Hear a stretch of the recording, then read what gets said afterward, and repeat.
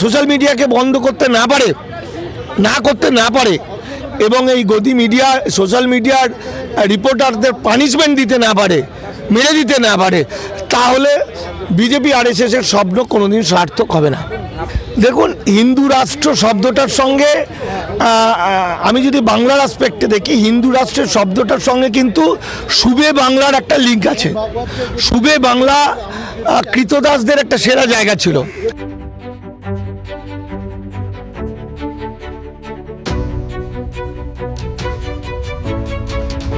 বোধহয় মানিক ফকিরদের প্রতীক্ষায় থাকে সেই রবীন্দ্রনাথ, ফলে একজন বিশিষ্ট লেখক, কবি এবং এই সময়ের একজন স্পষ্ট বক্তা এবং অ্যাক্টিভিস্টকে নিয়ে আমরা একটা দুরন্ত আলোচনায় যাব। মানিক ফকির, আপনাকে স্বাগতম। আপনি তো বাংলার যাকে বলে মুখে চারণ কবি। নমস্কার, সবাই ভালো থাকবেন। এই মুহূর্তে এনআরসির বিরুদ্ধে যে লড়াইটা চলছে, এই যে এসআইআরের বিরুদ্ধে লড়াইটা চলছে, এই লড়াইকে আপনি কিভাবে দেখছেন? এটা কি হিন্দু রাষ্ট্র তৈরির একটা গোপন এজেন্ডা, যে আস্তে আস্তে আস্তে আস্তে নমশূদ্রদের নাম বাতিল করে দাও, জনগণের মুসলমানদের নাম বাতিল করে দাও, গরিব মানুষের নাম বাতিল করে দাও? 100% সঠিক কথা বলেছেন, কারণ এটা 1925 সাল ধরে থেকে এদের এই ভাবনা, তথাকথিত হিন্দু রাষ্ট্র। আমরা ভেবেছিলাম ওরা পারবে না, বাস্তবিক পারবে না, কিন্তু সেই পথেই তারা এগিয়েছে। নিম্নবর্ণের মানুষরা প্রায় শেষ হয়ে যাবে, মুসলমানদের ধর্মান্তরিত হতে হবে। এটা গুরুজি গোলওয়ালকার, আরএসএসের গোলওয়ালকার থেকে শুরু করে সাবার আমাদের প্রথম প্রতিষ্ঠাতা যিনি হেড গেওয়ার থেকে আরম্ভ করে দেবরাজ থেকে মোহন ভাগবত একই কথা বলেছে। তার জন্য যা কিছু করতে হয়, যত কোটি টাকা খরচ করতে হয়, যেভাবে বিভেদ করতে হয় সেভাবে করেছে এবং আলটিমেটলি ওরা প্রায় 95% এগিয়ে গেছে।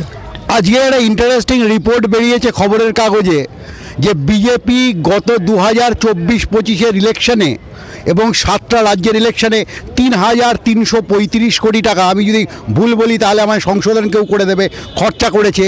এবং বিজেপি গণমাধ্যমগুলোতে, বিশেষ করে ইলেকট্রনিক মিডিয়াতে 2,000 কোটি টাকার উপর বেশি খরচা করেছে। তার মানে কি আমরা কি এমন একটা ডেমোক্রেসিতে আছি যে ডেমোক্রেসিতে মিডিয়ার আর কোনো স্বাধীনতা নেই, গদি মিডিয়াই শেষ কথা? দেখুন, সত্যি অল্প হলেও হয়, অনেকটা স্ট্রেনারের মতো।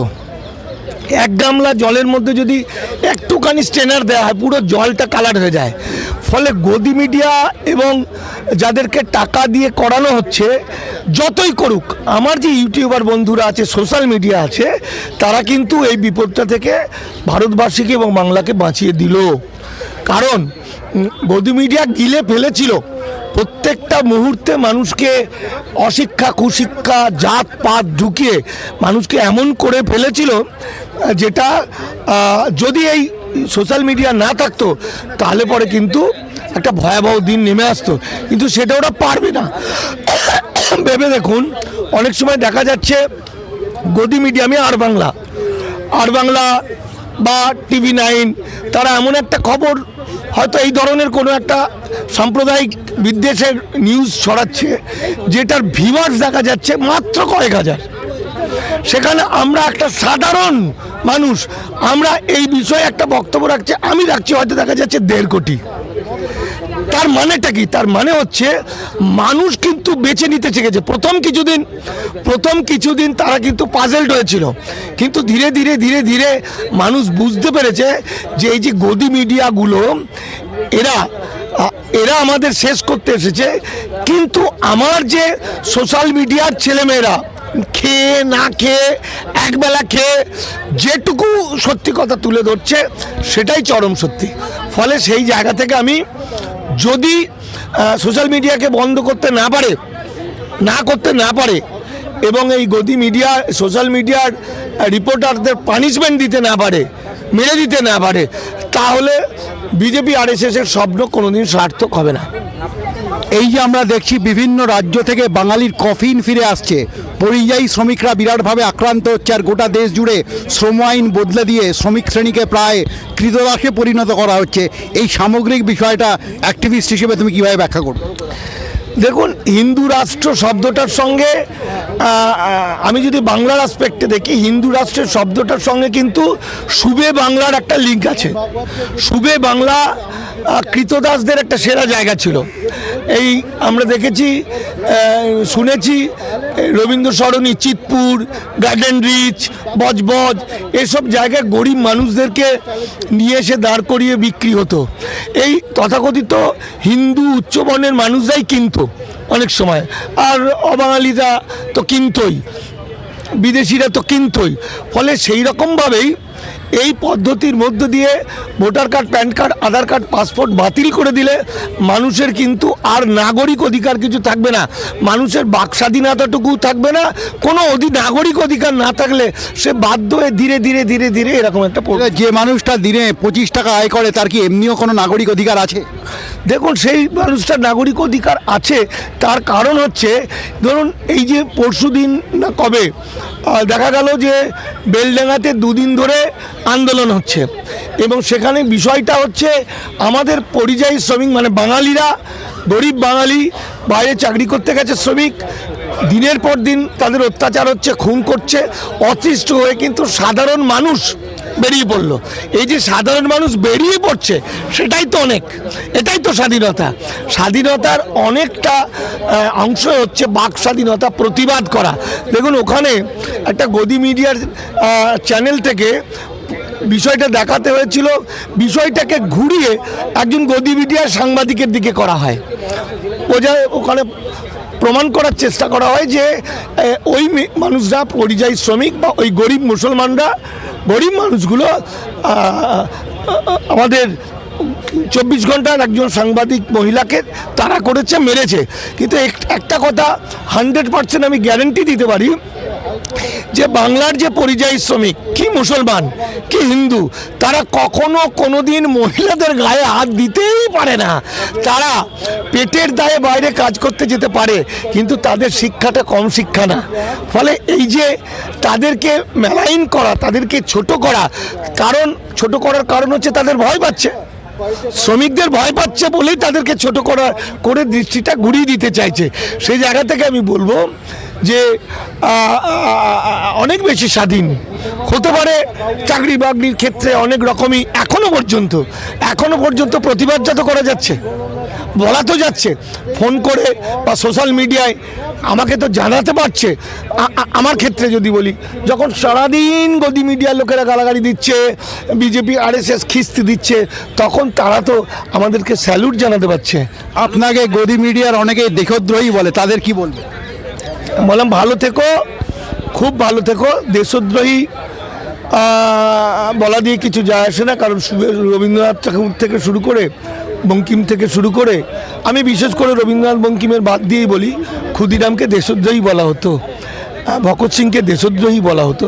দেশপ্রেমীটা একটা সময়ের অ্যাসপেক্টে বিচার করা হয়, কিন্তু সময় একদিন যারা আমাকে দেশদ্রোহী বলে তারা আমাকে ভালোবাসবে, আমার প্রাণের মানুষ বলেই মনে করবে। আপনি তো দীর্ঘদিন ধরে আন্দোলনের সাথে যুক্ত, আপনি সেই নাটক লিখেছিলেন যে আপনাকে এক সময় খুঁজছিলাম, তখন আমার বয়সটা আরও ছোটো, ছাগলের চেয়ে মানুষের চেয়ে ছাগল দামি। আপনি দেখুন, সিপিএমের পর্বে আমরা দেখেছি একটা, তারা খারাপ করুক ভালো করুক আমি তাদের কোনো করছি না, কিন্তু তাদের সময় সাম্প্রদায়িকতা রাজনীতির মূল এজেন্ডা হয়নি। আপনি সিঙ্গুর নন্দীগ্রাম নিয়ে লড়াই করেছেন, তার মানে একটা ফিলোসফিক্যাল কোয়েশ্চেন ছিল, কিন্তু তৃণমূল শাসনে দেখছি একটা প্রতিযোগিতামূলক সাম্প্রদায়িকতা এসে গেছে। তাহলে এই তফাৎটাকে আপনি কীভাবে বর্ণনা করবেন? দেখুন, আপনি যেটা বলছেন এটা অত্যন্ত সূক্ষ্ম বিষয়। আগে মানুষটা বাঁচবে, অস্তিত্বটা থাকবে, তারপর তার এই সূক্ষ্ম বিষয়গুলো আসবে। যেমন যদি আমাদের নিরপেক্ষভাবে বলতে হয় তাহলে গণতন্ত্র বিষয়টা আমরা সিপিএমের সময় অনেকটা দেখেছি। আমরা সিপিএমের সময় মুখ্যমন্ত্রীকে বা কোনো মন্ত্রীকে একটা চিঠি দেওয়া যেত, পৌঁছে দেওয়া যেত, কিন্তু সিপিএমের আমলে অভিষেক বন্দ্যোপাধ্যায় হোক, মমতা বন্দ্যোপাধ্যায় হোক, তার কাছে পৌঁছানো যায় না, কোনো সাধারণ মানুষ পৌঁছতে পারে না, সম্ভবই নয়। এটা যেমন একটা দিক। পাশাপাশি এটাও তো ঠিক যে বাম আমলে একদম যদি আমি 1952-53 বলি, 1950 সালের আগে বামপন্থীরা সিপিআই তারা কিন্তু আগে চলে এসে নাগরিকত্ব অর্জন করে নিয়েছে। এবং 1950 সালের পর থেকে তারা অনেকেই নেতা মন্ত্রী এমএলএ এমপি তো হয়েছে, তারা কিন্তু এমন কিছু আইন করেছে যাতে বাংলাদেশ থেকে পূর্ব পাকিস্তান থেকে আসা মানুষরা আর কোনোদিন নাগরিকত্ব না পায়। এবং তারা আন্দোলন করেছে পুনর্বাসনের, তারা কিন্তু নাগরিকত্বের আন্দোলন কোনোদিন করেনি। আজকে আমাদের সমস্যাটা হচ্ছে অস্তিত্ব। অস্তিত্বটা যদি থাকে, নাগরিক যদি থাকে, তবেই সূক্ষ্ম জিনিসটা বিচার করতে হবে। বামফ্রন্টের অনেক কিছু ভালো ছিল, আবার খারাপও অনেক কিছু। আবার দেখুন তৃণমূল সরকারের যেমন অনেক কিছু খারাপ আছে।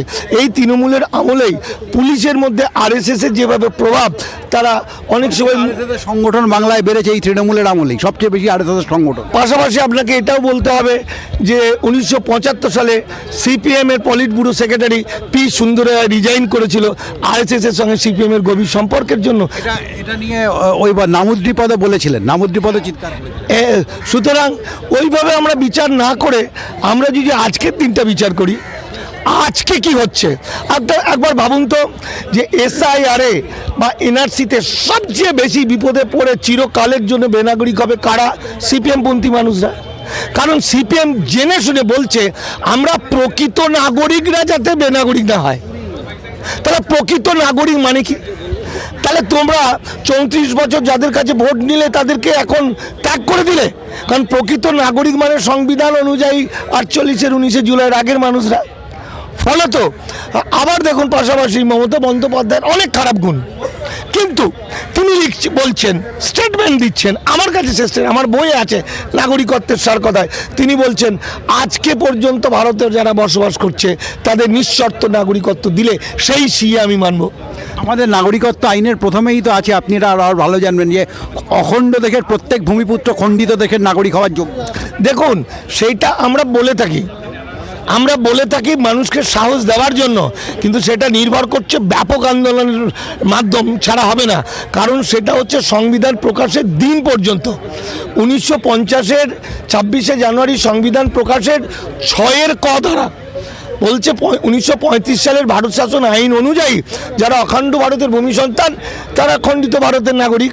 তাহলে সেটা কোন দিন পর্যন্ত? সংবিধান প্রকাশের দিন পর্যন্ত।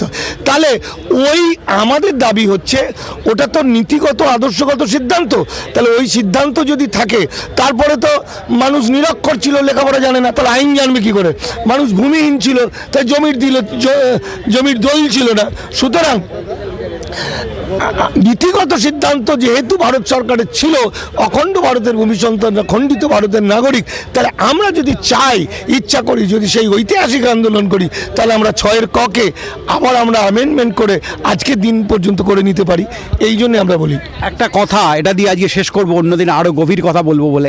একটা কথা মুঙ্গেরি লালকে হাসিন সাপনার মতো গদি মিডিয়া ওড়াচ্ছে যে অত পার্সেন্টের ভোট সুইং করলেই নাকি বিজেপি টপ করে চলে আসবে বাংলার ক্ষমতায়। এটাকে কি বলবেন? দেখুন কিছুদিন আগে পর্যন্ত বাংলার পরিস্থিতি খুব খারাপ ছিল, মানে অসংখ্য প্রচুর টাকা ছড়ানো হয়েছিল, যে কারণে মুসলিম নেতারা মনে করেছিল এই একটা সুযোগ ক্ষমতা পাওয়ার, এতদিন তারা ভাবেনি। ফলে প্রচুর মুসলিম সংগঠন তৈরি হয়েছে, রাজনৈতিক দল তৈরি হয়েছে। কালকে আবার রুহুল আমিন একটা পার্টি করবে বলছে, নওশাদ সিদ্দিকীর একটা পার্টি, তারা বলছে, হ্যাঁ হুমায়ুন কবির বলছে। আসলে সবগুলোই হলো ভোটগুলোকে কেটে দিয়ে বিজেপিকে জেতানোর জন্য। কিন্তু এসআইআর সমস্যাটা এমন একটা ভয়ঙ্কর সমস্যা হয়ে মুসলমানদের কাছে দেখা দিল, মুসলমানরা এখন কিন্তু ওইসব আর কিছু ভাবতে চাইছে না। সে ভাবছে আমার বাচ্চাটা থাকবে কী করে, আমার বাড়িটা থাকবে কী করে, আমার মা বাবা বুড়ো বুড়ি থাকবে কী করে। তাছাড়া আমার একটি গবেষণাধর্মী গ্রন্থ প্রকাশ হচ্ছে, যেটার নাম ভাইজান মুখ্যমন্ত্রী। সেখানে আমার তলার লাইন হচ্ছে ওয়াকআপ ষড়যন্ত্রের গবেষণাধর্মী বিভীষণনামা।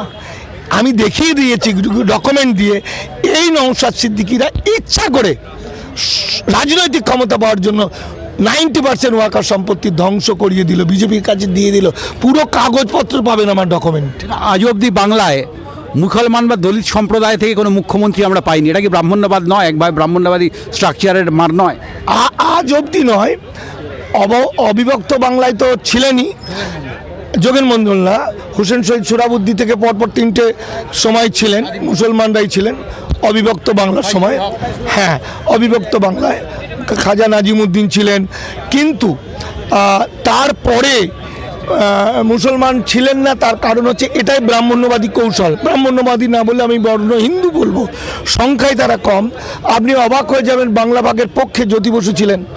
বাংলা ভাগ না হলে আজকে এই বিপদ হতো না, এবং বাংলা ভাগ না করলে জ্যোতি বসু হোক, মমতা বন্দ্যোপাধ্যায় হোক, বুদ্ধদেব ভট্টাচার্যই হোক, আর প্রফুল্ল সেন হোক, কিংবা আপনি ডক্টর বিধান রায় হোক, এরা কেউই মুখ্যমন্ত্রী হতে পারতো না। এটা বর্ণ হিন্দুদের একটি কৌশল। ধন্যবাদ। মানিক ফকিরের সঙ্গে একটা ইন্টারেস্টিং আলোচনায় আমরা গেলাম।